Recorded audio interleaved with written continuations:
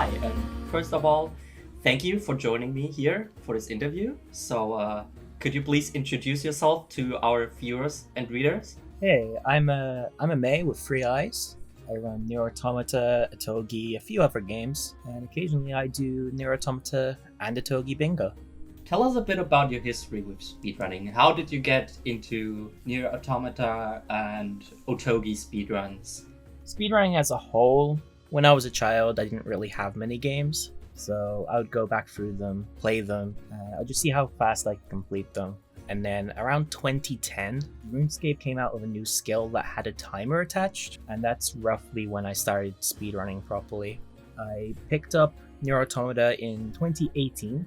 I found that it was a fun game, had a lot of interesting movement, combat, and it had a very high skill ceiling, much higher than most of the other games I had ran prior to that.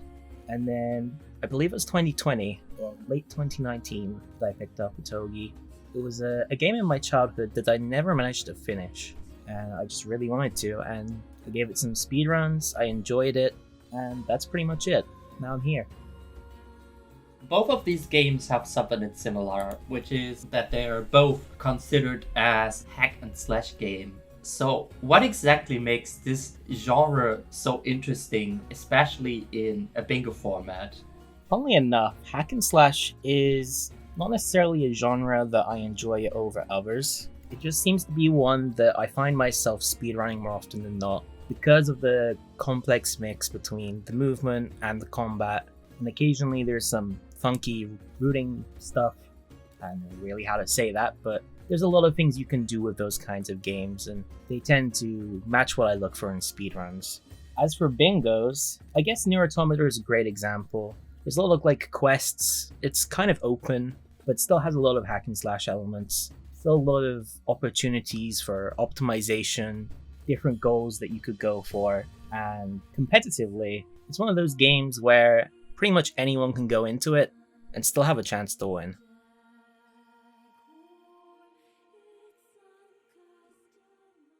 NieR is kind of open worldish, so how does this figure into the bingo in itself? Okay, so the open world nature of NieR, it is kind of story gated. A lot of the quests you do have to prioritize taking some story progress to unlock them. Some of them are quite late into the bingo, but when we made the original bingo goals for NieR, we decided to have a mix between quests and weapons, and then some alternative goals that wouldn't necessarily need any story progress. You could rush off, do them, and then get back on the story, but that would leave you behind another player who was focusing on the later game goals. So it created a lot of interesting decisions that you usually wouldn't find in a lot of games. There are lots of runs for NieR Automata on the leaderboards, like over 100 people, and the bingo community in itself seems to be pretty small. Bingo communities usually are much smaller, but I feel like for NieR this is especially small. How comes? I feel like a lot of it comes down to we have a lot of runners, but we don't necessarily have a lot of runners that play at the same time. We do have a few Japanese runners who are very active and take up a large proportion of the current runner base, but a large portion of the current active runners aren't really involved in bingo. As for those who are, a lot of it is kind of the old timers. Those who have been around a while, played a lot, kind of got tired of the speedruns, whereas the people who have been around not quite so long, maybe picking up the game, they're more inclined to do speedruns as opposed to the bingos. You think that maybe these people that are only just speedrunning could maybe profit in some way from doing bingos? I guess it opens up a lot of exploration and things that you wouldn't usually look at. Having people poke around in parts of the game that you usually wouldn't be in, be it for bingo purposes, that can also relate to other categories. So there's a lot to gain from that, I feel. There's a lot of things that I've learned from doing bingo that I didn't even know in any of my other routing that I did. I ran 98% quests, 100%, and I don't know, probably the first 50 bingos or something I did. I would say at least half of them I learned something new. What is the best thing about NieR Automata bingos, and what are your favorite memories of it? I think I'll go with favorite memories.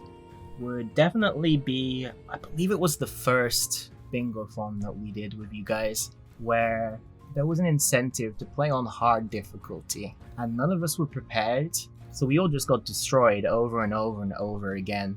But in a way, that was kind of charming looking back at it, because we all go into it thinking, oh, we know what we're doing, and then in typical fashion, the game just throws up things that you didn't expect, or the bingo board is completely wild. I would definitely say the best thing about it is just seeing people do different bingos. You always get a different board, and seeing the wacky routing that they come up with. You have two people racing each other, and then one will go story, and one won't touch it for like 20 minutes. And just seeing that, it's nothing that I would have expected going in. And it's always exciting to see the differences in how people look at a board. Is there anything else you want to say about NieR bingos that you think I haven't touched on yet? Yeah, there is one thing that came up very recently. The NieR Automata game in general had one secret that was unheard of.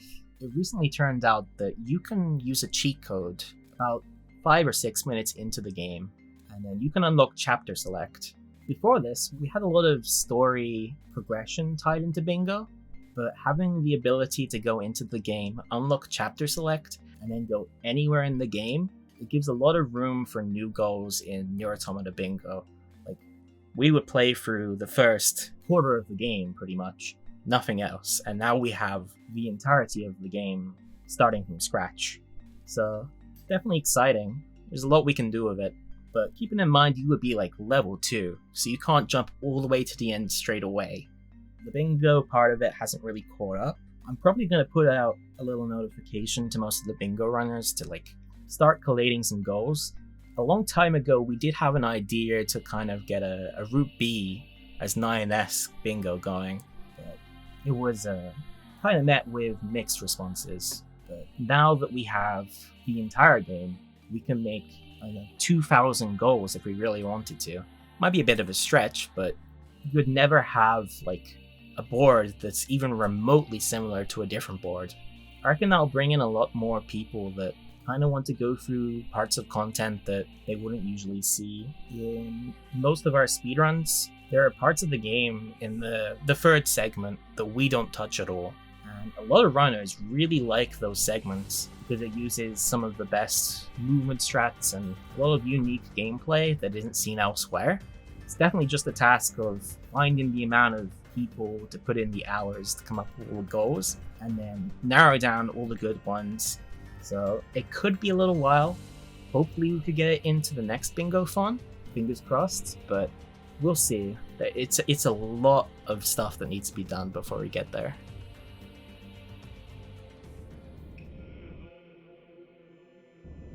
Now we're closing out the little NieR segment in here and are going to Otogi, which basically from the gameplay is kind of the exact opposite of NieR Automata. Otogi is much more of a linear game. So how does this still work with bingo and especially in lockout bingo?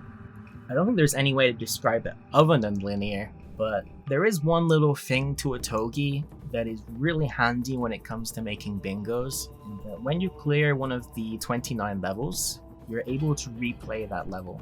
So as you go through them in order, you could get up to level 20 and then unlock a weapon through that level and then go back to a different stage where we've specified that you have to clear this stage with this weapon.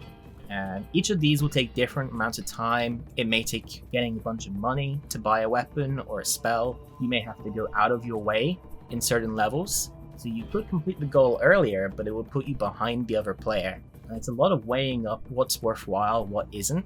That gives an opportunity to create a good lockout bingo board with a game that is very, very linear and has very, very little side content. So it's basically waging on backtracking versus progress, if I understood that correctly. Yes. There's options where you can take out a goal in an earlier level, but you have to get lucky with, I believe it's Curse, or it might have been Silenced, where you can complete that on level 3.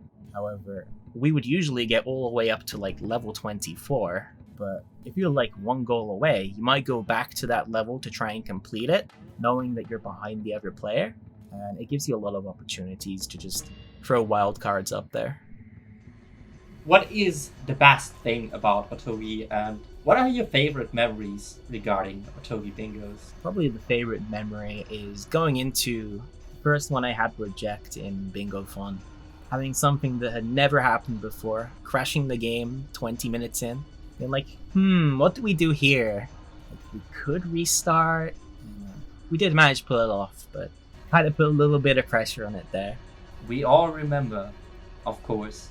I'd say the best thing is it's one of those games that you can relax with, but at the same time, the game will always surprise you. It's very unforgiving is the term I usually use to describe the game. So we can chill out, we can have a laugh, we can play some bingo, we can do some speedruns, but then you look away for 1 second and you're instantly dead. Or you'll even be looking at the screen and you'll die out of your control and you're like, damn, I'm now 50 seconds behind. I'm gonna lose. But then you see the other person die. You have like a little warm feeling. So I like that about Otogi.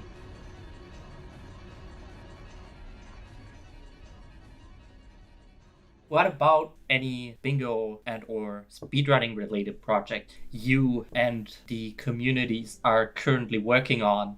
What exactly can we be looking forward to? Aside from the cheat code stuff, with the uptake of the remake coming in April, you always get like a rush of new people when a big game releases. And that will be the most exciting time for me, I feel.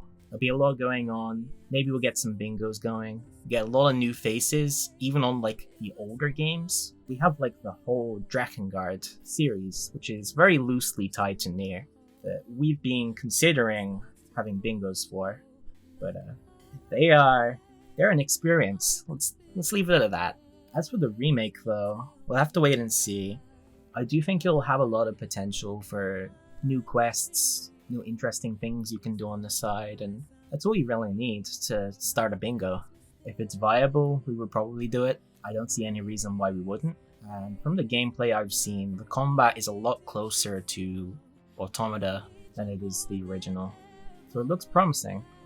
Gonna be excited about that one. And who knows, maybe we'll sit here again, chatting about that game then.